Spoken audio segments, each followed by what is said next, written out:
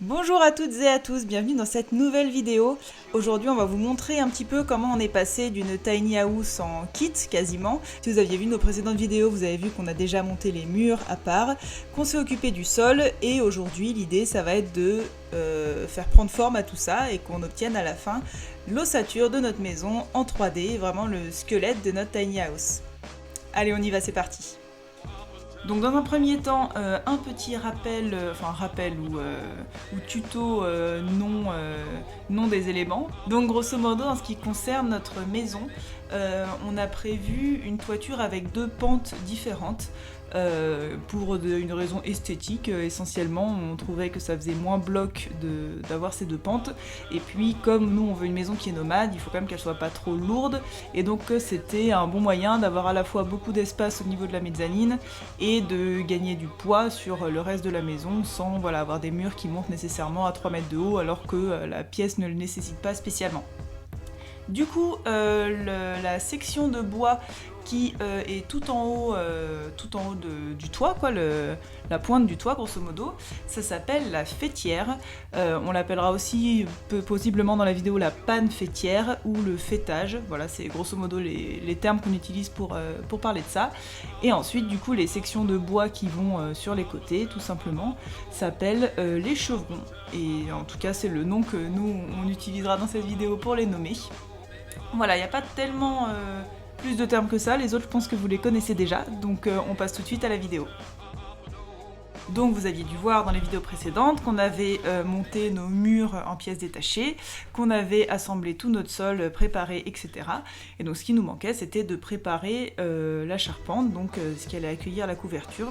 Le truc c'est qu'on n'allait pas la faire et la stocker parce que c'est beaucoup trop volumineux, et donc du coup on s'est surtout occupé de pré-couper les sections de bois. Ce qui a pris un petit peu de temps parce que du coup c'est des sections de bois qui ont des coupes en diagonale, puisque ça correspond à un toit et donc à une pente, et donc les cours de trigonométrie font que ce sont des triangles, et donc les coupes doivent être plus précises et surtout sont un petit peu plus compliquées et ont besoin d'être calculées plus qu'une section rectangulaire lambda, on va dire grosso modo. Et donc en fait, on avait grosso modo deux types de coupes différentes pour les chevrons. Une coupe qui allait correspondre à la pente du toit plat, et puis une coupe à la pente du toit pentu. Donc c'est vrai qu'une fois qu'on a notre patron, entre guillemets, après ça va assez vite, on trace nos axes sur toutes les sections de bois, et puis on coupe, et puis c'est pas le plus sorcier. Là, le truc, c'est qu'il fallait réussir à trouver la section de bois qui rentrait pile poil et s'adapter au toit, qui allait tomber nickel, quoi, grosso modo. Et c'est vrai que grâce à SketchUp, du coup, le logiciel, on avait pu modéliser tout ça et avoir une idée de quels angles on allait devoir obtenir, devoir couper, etc. Sauf que le problème qu'on a eu et auquel on s'est heurté, c'est qu'en traçant sur nos sections de bois les angles et en essayant de se fier aux angles, en pratique, ça tombait pas si juste que ça, parce que peut-être que notre angle de 39 degrés, en fait, c'était 39,5 et que, avec notre petit rapporteur et la taille de la section de bois, au final, on avait un décalage trop important. Donc tout ça pour dire que si vous vous retrouvez dans la même situation que nous, on vous conseille de plutôt vous fier aux mesures en centimètres et de vérifier éventuellement après coup vos angles, puisque a priori il y a de fortes chances que vous tombiez un peu plus juste comme ça. Ce qu'on a fait aussi du coup, une fois qu'on avait coupé un ou deux chevrons qui nous semblaient pas mal, c'est qu'on a un peu modélisé la façon dont ça allait tomber à plat, sur le sol, avec des grandes règles de 2-3 mètres en fer dont on était vraiment sûr de la droitesse, enfin qu'elles étaient bien droites et qu'il n'y avait pas d'aspérité quelconque, et en connaissant du coup l'écartement de nos chevrons, donc c'est-à-dire la distance entre le haut de nos deux murs principaux et à quelle hauteur on prévoyait aussi que la panne arrive, que le faîtage arrive, ça nous a permis de vérifier qu'on était bien juste, qu'il n'y avait pas une pente qui allait pas, un angle qui n'était pas droit alors que ça aurait dû être un angle droit, etc. Je pense que les images parlent mieux que mon texte, mais avant de couper 14 sections, c'est vrai que on a dû faire quand même bien 5-6 essais sur les premiers chevrons pour être sûr ensuite d'avoir une coupe qui était parfaite, et ensuite en la reproduisant sur toutes les autres sections, il n'y avait plus de soucis, on avait des chevrons qui allaient tout le temps bien, quoi, grosso modo. C'est vrai que s'il y a 1 mm de décalage, on a l'impression que c'est pas grand chose, mais voilà, et du coup les chevrons qu'on a fait et qui avaient 1 mm de décalage, on les a gardés, hein, on les a pas jetés, mais dans l'absolu, si vous avez un patron qui est parfaitement juste, autant l'utiliser. Et donc voilà toutes nos sections de bois. On s'est donc ensuite occupé de la grande section de bois de 6 mètres qui correspond à notre faîtière, à notre faîtage, sachant que l'idéal étant de commander une section de bois qui fait effectivement 6 mètres, sauf que nous, notre fournisseur n'en avait pas, donc on avait 2 grandes sections de bois de un peu plus de 3 mètres, peut-être 4 mètres, quelque chose comme ça, j'ai pas le chiffre exact, et donc on a fait une espèce de montage pour les assembler, et surtout pour s'assurer que ça reste bien droit et bien solide. C'était surtout ça qui était important, puisque c'est la section de bois qui va porter tout le toit, et que la jonction entre nos 2 sections de bois n'allait pas être soutenue par un mur porteur, ça allait être une section qui allait justement plutôt porter un petit peu l'ensemble du toit au milieu, donc il fallait qu'on s'assure que l'ensemble soit vraiment solide. Donc on a coupé nos 2 sections de bois au milieu, en diagonale, en faisant un petit décroché sur la fin de notre diagonale pour faire comme une petite marche qui permette aux deux sections de bois de s'emboîter l'une à l'autre. On a collé tout ça de façon un peu artisanale, hein, mais avec du mastic. Ensuite, on a vissé l'ensemble pour, pareil, renforcer l'adhérence et la solidité. Et on a terminé en ajoutant une petite plaque en acier, du coup qu'on a découpée aux bonnes dimensions,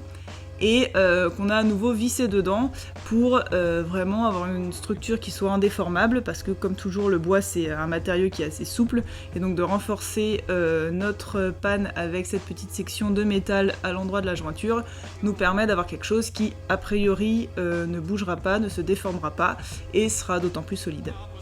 Et donc tout ça étant fait, et ben on peut maintenant passer au montage en 3D.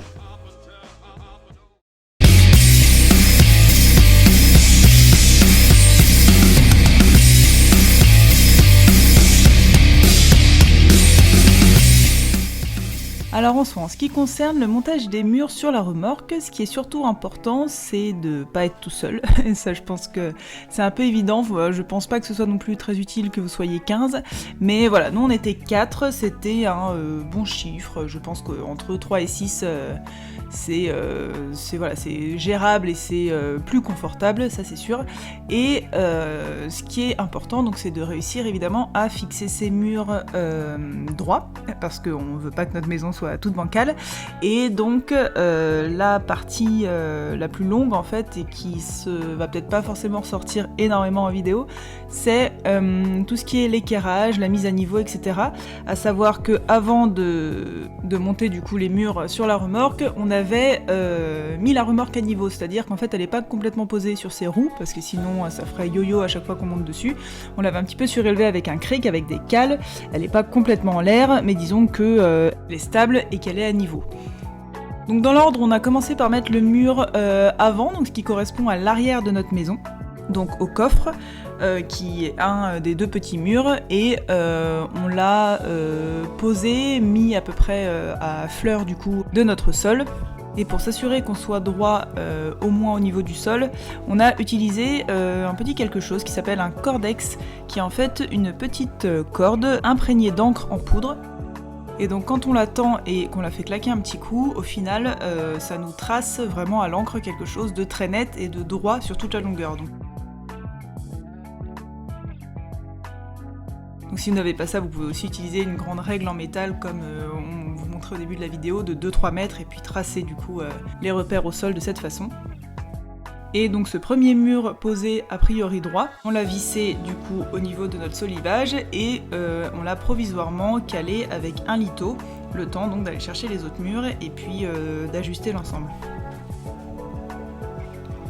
Donc on a ensuite continué comme ça, on a amené les murs des côtés, on a terminé avec le mur arrière de la remorque, donc qui correspond au mur où il y a notre porte d'entrée pour nous. Et à chaque fois, en fait, on n'a pas commencé à tout visser à l'aveugle. On s'est assuré d'être donc bien aligné au niveau du sol et ensuite d'être à niveau en ce qui concerne la verticalité du mur. Le tout en s'assurant qu'on tombait bien au niveau des angles d'un mur à l'autre. Là aussi, on a mis environ la moitié des vis en se disant que si éventuellement on se rendait compte à la fin qu'on n'était pas droit, on pourrait toujours ajuster un petit peu les choses.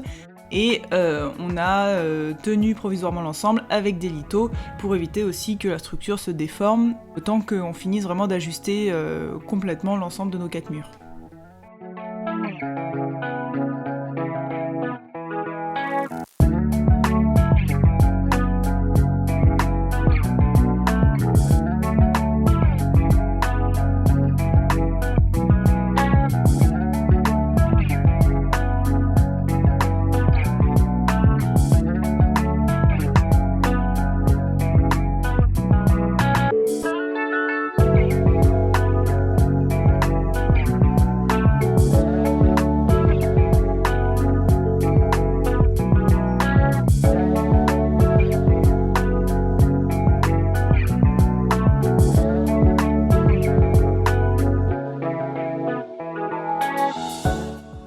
Et donc ensuite, et comme à chaque fois, on vérifie nos diagonales, que ce soit sur les murs ou que ce soit même à l'intérieur de la maison, et on commence à faire des encoches pour placer notre feuillard, qui comme pour le sol, du coup, va permettre de rendre la structure indéformable.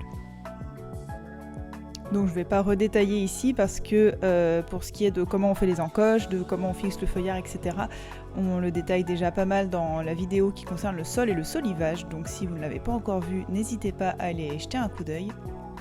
Et donc nous sommes maintenant le lendemain et on a un grand ciel bleu, donc on est très content. Et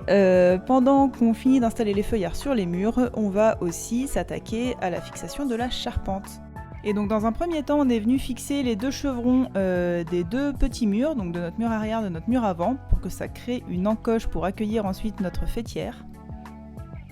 Donc comme pour les murs, on a fixé un litho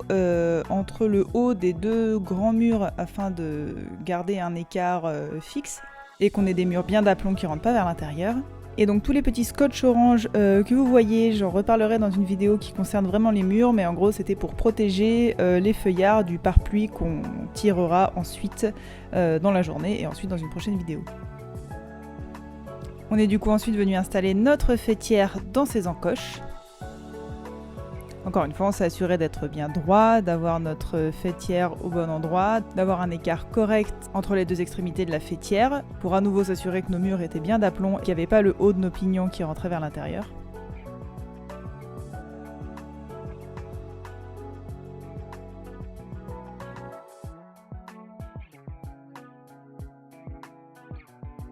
Et une fois que notre panne est fixée et bien droite, et on est ensuite venu installer une première paire de chevrons, donc qui correspond à peu près au milieu de la maison, donc à la jonction entre nos 2 toits, pour garder la panne bien droite et éviter qu'elle ne vrille. Et donc on est ensuite venu fixer nos panneaux d'OSB, qui correspondent en fait à la jonction entre nos 2 toits, entre le toit plutôt plat et le toit plus pentu.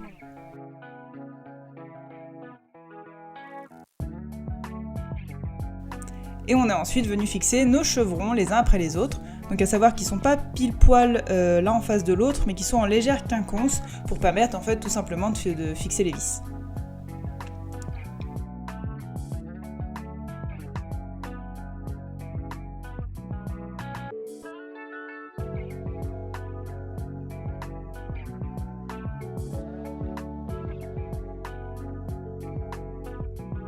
Comme pour nos murs, on est ensuite venu mettre du feuillard pour garder la charpente indéformable.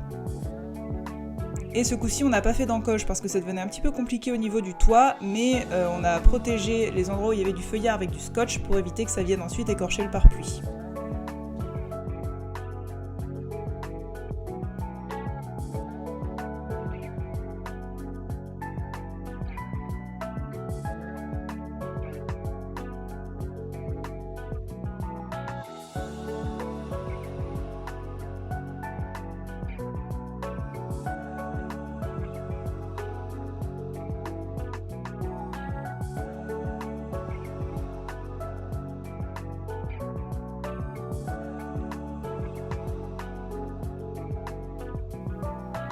Et voilà, notre ossature était terminée. Donc évidemment, on n'est pas allé se coucher en laissant ça comme ça à portée de pluie et de toutes les intempéries possibles et inimaginables. On s'est ensuite appliqué à mettre du pare-pluie, mais ça on en parlera dans une autre vidéo. On vous remercie en tout cas d'être resté jusqu'ici, on espère que cette vidéo vous a plu. Si c'est le cas, n'hésitez pas à nous mettre un petit j'aime en bas de la vidéo, éventuellement à la partager à quelqu'un qu'elle pourrait intéresser, et à vous abonner à notre chaîne si vous voulez suivre un petit peu la construction de la Tiny, et éventuellement dans un second temps les différents voyages qu'on pourra faire avec. Si vous avez des questions, des réflexions, des choses que vous voulez qu'on précise, n'hésitez pas non plus à nous laisser un commentaire. Et sinon, on vous dit à très bientôt pour une prochaine vidéo.